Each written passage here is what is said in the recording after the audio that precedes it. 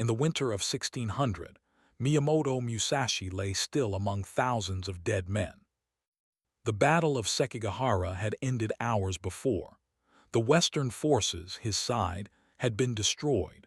The field was silent now except for the sound of wind and the distant movement of the victors clearing the ground. Musashi was 16 years old. He had watched men die in every direction, men who had been alive and purposeful that morning, cut down in an afternoon. He had survived by doing the only thing available, lying still, breathing as shallowly as possible, waiting for darkness. When it finally came, he stood up from among the dead and walked away. No direction, no plan, no faction left to belong to, no lord, no future that resembled anything he had imagined before that morning. Just the dark, the road, whatever came next.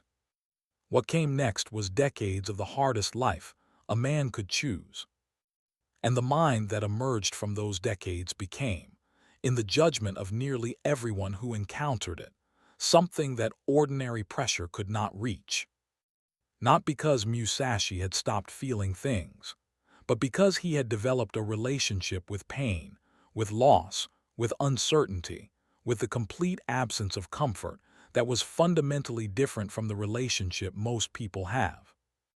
He had been inside the worst versions of things so many times that the worst versions had lost their power to destroy him. That quality, psychological unbreakability, is the thing most misunderstood about men like Musashi. People look at the surface and see someone who does not seem to suffer, who moves through difficulty without visible distress, who absorbs things that would flatten ordinary people and keeps moving.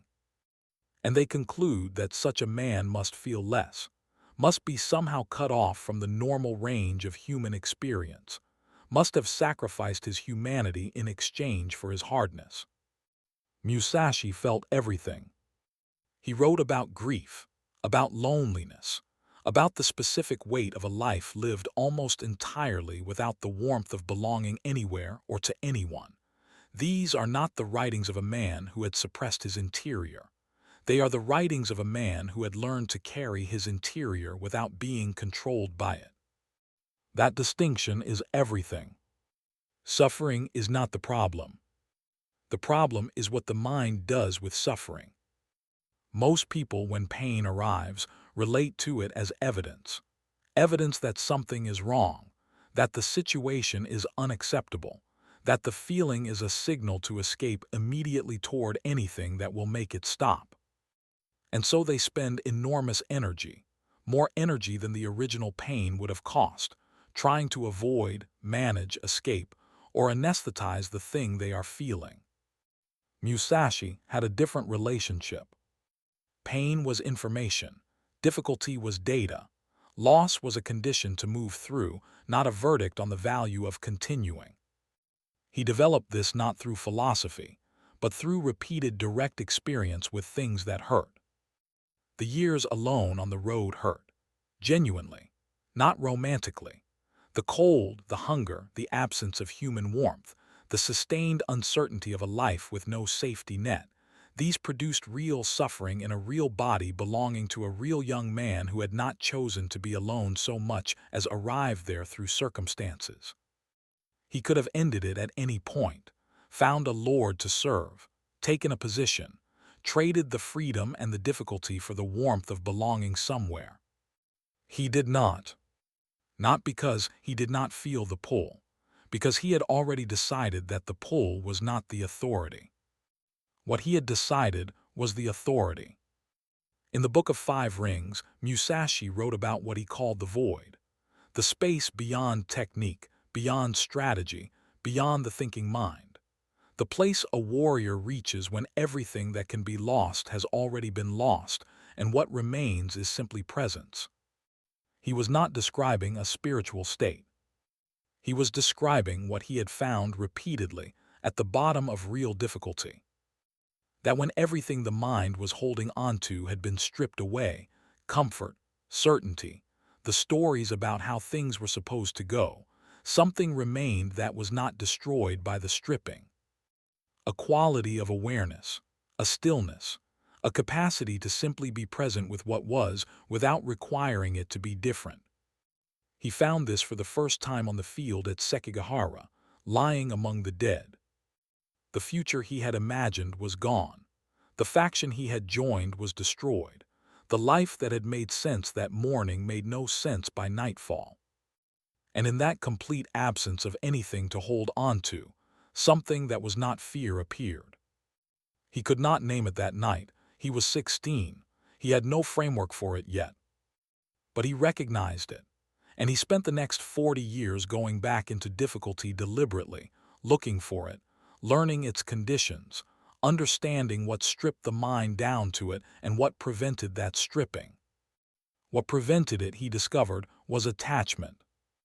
Not attachment in a vague spiritual sense, specific attachment to outcomes, to comfort, to the need for things to be different from how they were, to the story that suffering was a signal to escape rather than a condition to inhabit. Every attachment was a handle, something that pressure could grab and use to move him. He spent 60 years removing the handles, one by one, not through suppression, through the much harder work of actually going into the things that hurt and staying there long enough to discover that they did not destroy him.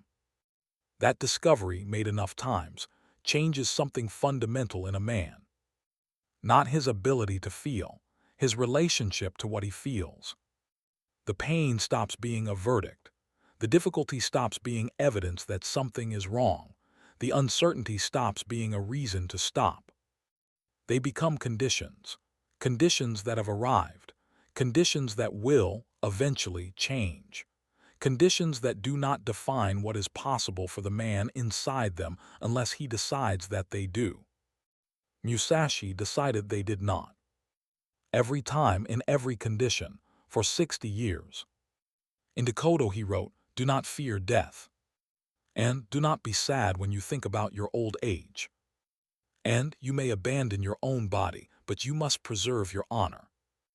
These are not instructions for a man who has never suffered.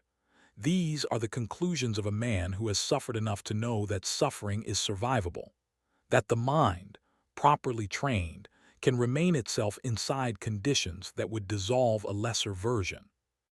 The unbreakable mind is not born. It is not a personality type. It is not something you either have or do not have. It is built. The same way Musashi built it, by going into the hard thing instead of away from it. By staying inside the discomfort long enough to discover that you are still there on the other side. By doing this enough times that the nervous system stops treating difficulty as a threat to survival and starts treating it as a condition to move through. That transition, from difficulty as threat to difficulty as condition, is the entire psychological shift. And it is available to every man willing to stop escaping long enough to find out what he is actually made of. Musashi found out on a battlefield at 16, lying still among the dead. He spent the rest of his life honoring what he found. A mind that had been inside the worst of things, and had not been destroyed. That knowledge, private, unannounced, confirmed through 60 years of experience, produced something that no external circumstance could take from him. Because it was not based on external circumstance. It was based on what he knew about himself. Go into the hard thing. Stay there long enough to find out what is on the other side. That is where the unbreakable mind is built. Not in comfort. In the exact place you're trying to avoid. Musashi knew. He went there first. And he never left.